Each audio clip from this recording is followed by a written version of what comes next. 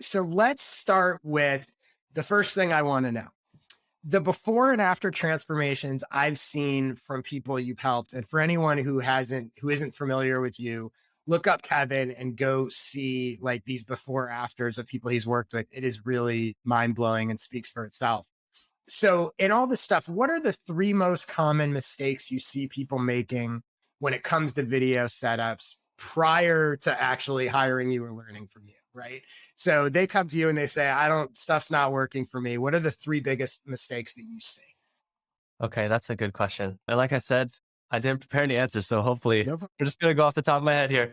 I think there a lot of it is, I'd say from the get-go, I think a lot of people try to copy stuff and they just go and spend hours and hours. I can't tell you how many hours I personally spent when I was trying to figure this stuff out, just watching other people's stuff and just trying to copy, like, I know someone who owns a camera, let me get that camera, and not thinking about, is it a good fit for your space?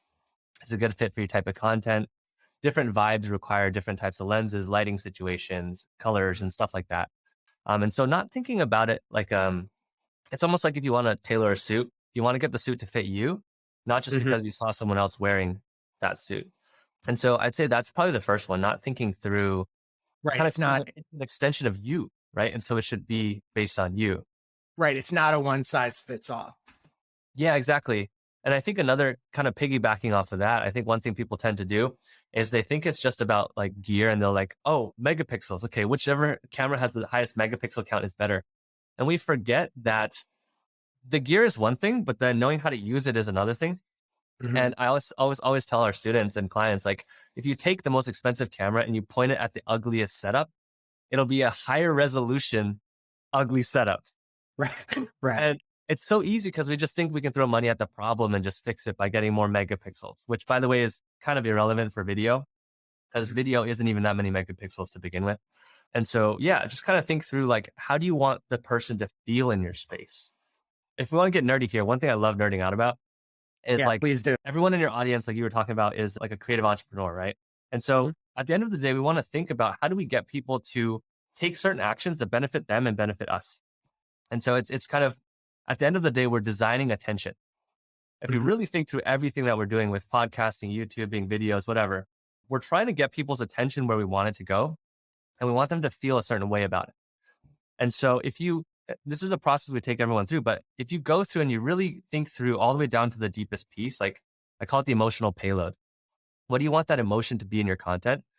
Because if you can identify the emotion that gets the person in the mode of being able to see what you offer and wanting to work with you, whether that's communicating trust, authority, relatability, whatever that is, right? Mhm. If you can, if every person you interacted with on a day to day basis was already in that state, you would never have to push uphill. Like people would just naturally, you wouldn't even have to sell anything. Mhm. Like, naturally it would just happen. So why don't we kind of think about how we do that and create that environment when we show up for people? So that's always a fun one to think about. So let's drill down on that a second because I think that's really interesting. So let's take a hypothetical example, right? And say there's someone out there who is a I don't know, let's say that they're a career transition coach, right? People hire them to help them figure out how to get their next jobs or switch careers or whatever, right? And they say, okay, I'm doing a series of videos or I have a podcast or a YouTube channel or whatever it is. And I think it's really interesting that you're saying, like, what is sort of, I think you used the word vibe, like, what is the vibe that, or the emotion that you want to convey? If that person's like, I don't know, how do they figure out for themselves or think about what the emotion is they want to convey? And then how do they translate that into something, right? So I guess it's a two-part question. First, how do they start to think about what emotion they want if they're not sure? And Mm. then second, let's say they say that I want people to trust me, making this up, or I want to inspire people, right? How do they take that and then go, how does that influence their design setup, basically, or Mhm. visual setup? That's a fun one. I think this is something I struggle with personally, the former one, for the longest Mhm. time. How do you figure out what the person needs to hear, not what you want to say? And Right. that goes for the verbal, but also kind of the, what's the word? Subverbal, nonverbal. There we go. Mhm. Right. And like me coming into all this stuff, the reason why I know this stuff is because I did YouTube for a long time.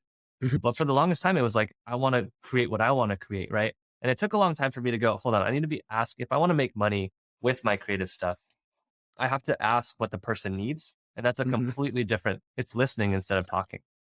And I think the best way to figure that out if someone's in that situation would be to kind of study what's working already. So the people that you've built relationships with who do trust you, who have bought from you, who do follow you, ask them to sort of recount for you their journey of how they decided that you are worth their time and attention, why they feel drawn to you. And as much detail as possible, recount their whole journey. And Mhm. one question I really like asking is if you were to pitch this to other people, how would you phrase this? A lot of times we kind of have to, it's kind of this spray and pray methodology where we just like, let's just figure out a pitch and see if it sticks, right? And we forget to ask the other person, like, can you communicate this to me if I was someone who didn't know about this? And you can kind of sense the words that they use and kind of from there, kind of distill down what is the emotion.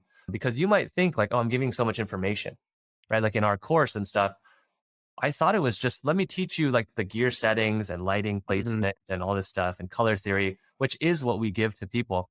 But the main emotion, one of them is I'm feeling so overwhelmed. I don't think I Yeah. could do this myself. I'm about to give up.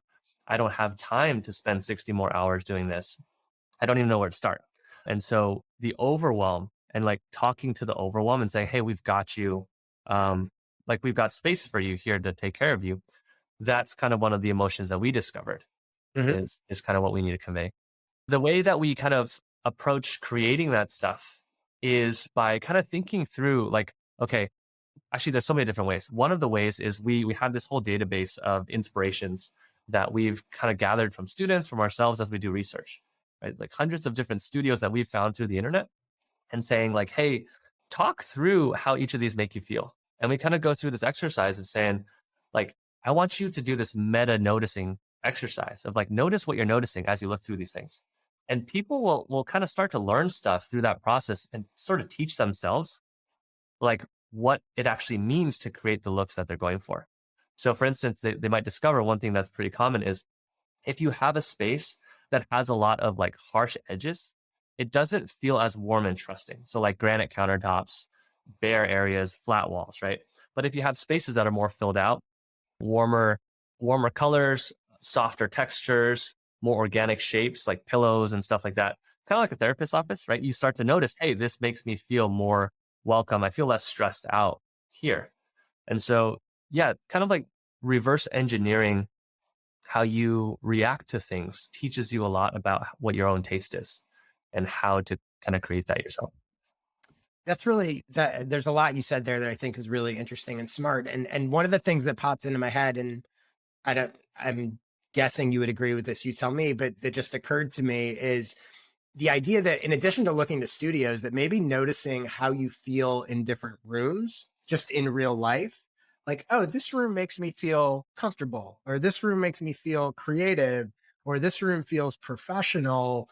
And it's just starting to like, I've never really thought about this before, but actually noticing how different environments make you feel and why they've chosen. Why does the doctor's waiting room feel a certain way? Why does the therapist's office feel a certain way? And then applying that to your own sort of backdrops and studio settings. It's the same kind of concept, right? Yeah, it's almost like I always think about we all have that one friend whose house we kind of don't want to spend more time in. We love the Right. friend, but like there's like no place to sit, dude. And like Right. you're like, and we kind of don't realize, but a lot of that is because of the way that it's set up and they've designed it. A lot of it's lighting too. Mhm. And when you can start to reverse engineer, you start to notice a lot more.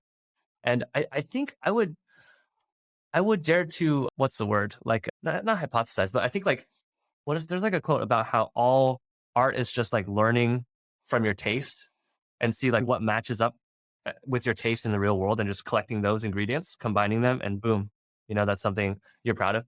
And I think designing a studio is very much in the same way.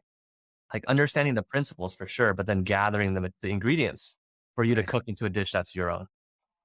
Right. No, and I think, and tell me if you agree with this, but this is one of the things that I say to people a lot, separate from sort of studio design. But I think it also implies that the idea that there is no like one right studio. Like it's a choice. It's not a right or wrong. It just sort of depends what you're going. It's not like to say, okay, I want an authoritative set versus a inspiring set. One's not better or worse. They're just different choices. But I think to your point, being conscious about those choices that you're making is, I think, what a lot of people don't do. They're just like, oh, well, that person did that, so I guess I'll just do what they did.